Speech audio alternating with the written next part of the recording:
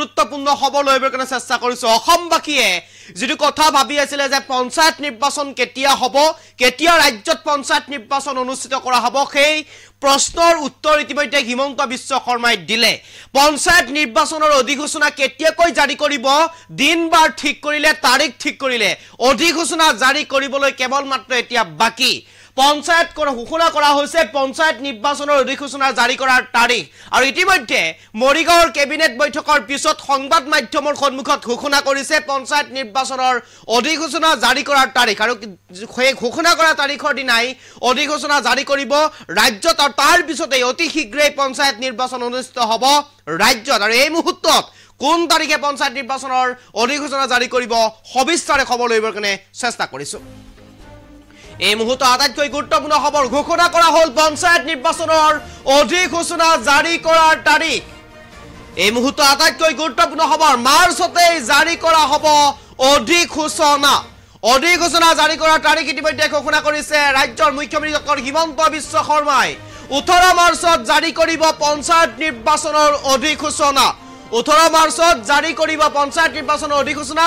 আনতে মুখ্যমন্ত্ৰী ডক্টৰ হিমন্ত বিশ্ব শৰ্মাই কৈছে বিৰোধীয়ে কেছ দিয়াৰ বাবেহে আমি পিছুৱাই থাকিব লগা হ'ল বিৰোধীয়ে পঞ্চায়ত নিৰ্বাচনক লৈ কেছ দিয়াৰ বাবে আমি পিছ হুহুকি থাকিবলগীয়া হৈছে বিৰোধীৰ বাবে মই এতিয়া পঞ্চায়ত নিৰ্বাচন অনুষ্ঠিত কৰি গালি খাব নোৱাৰো ছাত্ৰ ছাত্ৰীৰ বিৰোধীৰ বাবে মই পঞ্চায়ত নিৰ্বাচন অনুষ্ঠিত কৰি ছাত্ৰ ছাত্ৰীৰ পৰা গালি ভৱিষ্যতলৈ মই শুনি থাকিব নোৱাৰো আৰু সেইবাবে একেবাৰে উচ্চতৰ মাধ্যমিক পৰীক্ষাৰ শেষ হোৱাৰ পিছত পাতিম পঞ্চায়ত নিৰ্বাচন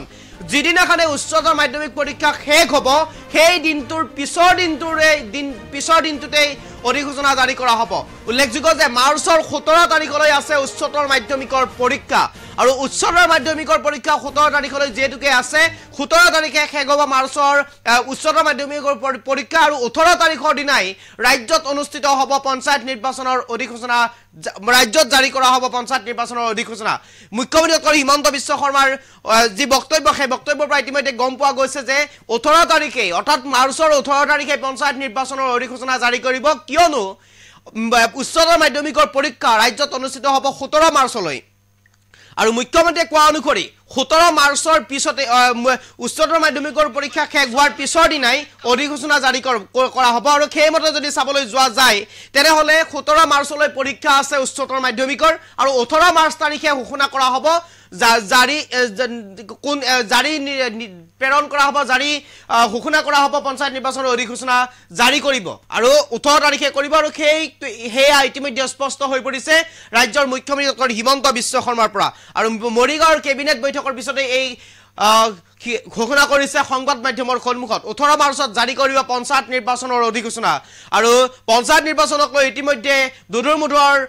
ঠকাৰ পিছতে এই সিদ্ধান্ত গ্ৰহণ কৰিছে ৰাজ্য চৰকাৰৰ ফালৰ পৰা বিৰোধীৰ বাবে পঞ্চায়ত নিৰ্বাচন পিছুৱাব লগা হৈছে বিৰোধীয়ে কেছ দিয়াৰ বাবে পঞ্চায়ত নিৰ্বাচন পিছুৱাব লগা হ'ল কিয়নো বিৰোধীয়ে যদিহে কেছ নিদিলেহেঁতেন ইতিমধ্যে পঞ্চায়ত নিৰ্বাচন ৰাজ্যত অনুষ্ঠিত কৰিব পৰা হ'লহেঁতেন আৰু বিৰোধীয়ে পঞ্চায়ত নিৰ্বাচন এতিয়া পাতিব লাগিব বুলি ক'লেও মই পঞ্চায়ত নিৰ্বাচন পাতিব নোৱাৰো কিয়নো বৰ্তমান ৰাজ্যত অনুষ্ঠিত হ'ব মেট্ৰিক পৰীক্ষা আৰু হায়াৰ সেকেন্ডাৰী পৰীক্ষা অৰ্থাৎ উচ্চতৰ মাধ্যমিকৰ পৰীক্ষা আৰু মেট্ৰিক পৰীক্ষা অনুষ্ঠিত হ'ব গতিকে পৰীক্ষা চলি থকাৰ সময়ত মই কেতিয়াও ছাত্ৰ ছাত্ৰীসকলৰ ভৱিষ্যতক অন্ধকাৰৰ পিনে ঠেলি মই নিৰ্বাচন অনুষ্ঠিত কৰিব নোৱাৰিম ৰাজ্যত গতিকে ভৱিষ্যতৰ দিনত মই ছাত্ৰ ছাত্ৰীৰ পৰা গালি খাব নোৱাৰিম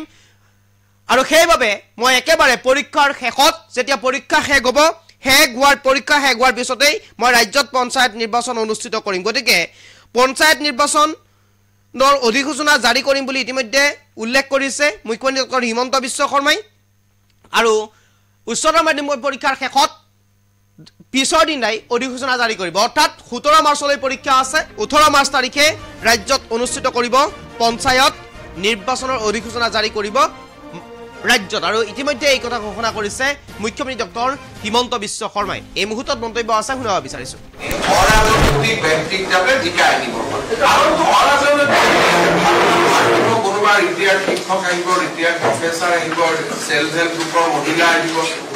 আমি যদি আমিয়ে সিলেক্ট কৰি দিও যেটা ৰাইজে সিলেক্ট কৰিবলৈ একো নাথাকিব এটা গান্ধীজিয়ে কৈছিল যে তৃণমূলক ৰাজনীতি হ'ব লাগে পঞ্চায়ত ইলেকশন হায়াৰ সেকেন্ডাৰি পৰীক্ষা আজি শেষ অহাকালি পঞ্চায়েত ঘোষণা দি লগে লগে হায়াৰ ছেকেণ্ডেৰী পৰীক্ষা শেষ হোৱাৰ পিছদিনাখনে নটিফিকেশ্যন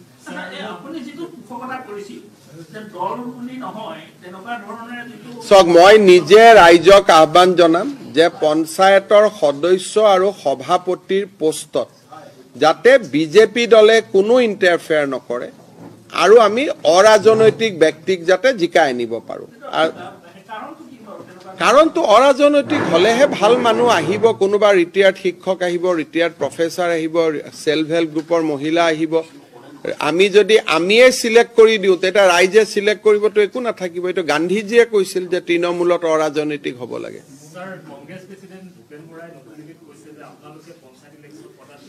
এটা মই দেখোন আজি ঘোষণাই কৰি দিলো পঞ্চায়ত ইলেকশ্যন যে যিদিনাখনে হায়াৰ ছেকেণ্ডেৰী পৰীক্ষা শেষ হ'ব তাৰ পিছদিনাখনে পঞ্চায়ত ইলেকশ্যন পাতি দিম কিন্তু আমাৰ চৰকাৰে পঞ্চায়ত ইলেকশ্যনতকৈও অসমৰ ছাত্ৰ ছাত্ৰীৰ কল্যাণক আটাইতকৈ বেছি গুৰুত্ব দিয়ে মেট্ৰিক পৰীক্ষা চলি থাকিব তাত মাইক বজোৱাৰ সাহস কংগ্ৰেছ দলৰ থাকিব আমাৰ নাই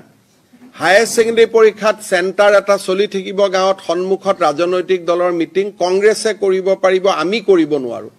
গতিকে আমাৰ চৰকাৰখন জ্ঞান আৰু প্ৰজ্ঞাৰ সাধনাত ব্ৰতী এখন চৰকাৰ গতিকে আমি পৰীক্ষাৰ লগত চৰকাৰ ইলেকশ্যন পাতিব নোৱাৰো তেখেতসকলে কিয় কেছ কৰিছিলে পঞ্চায়ত ইলেকশ্যন পিছুৱাবৰ কাৰণে তেওঁলোকে কেছ কৰি পিছুৱালে গতিকে যিহেতু কেছ কৰি পিছুৱাই দিলে মই মেট্ৰিক আৰু হায়াৰ ছেকেণ্ডেৰী পৰীক্ষাৰ মাজত পঞ্চায়ত ইলেকশ্যন পাতি কাললৈ এই 5 লাখ লৰাৰ অভিশাপ ল'ব নোৱাৰো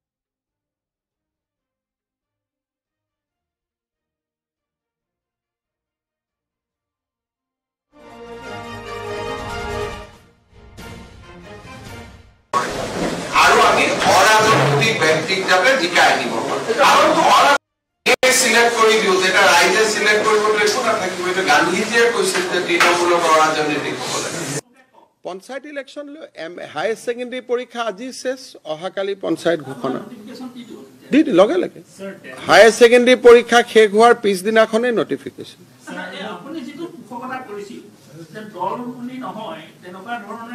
চাওক মই নিজে ৰাইজক আহ্বান জনাম যে পঞ্চায়তৰ সদস্য আৰু সভাপতিৰ পোষ্টত যাতে বিজেপি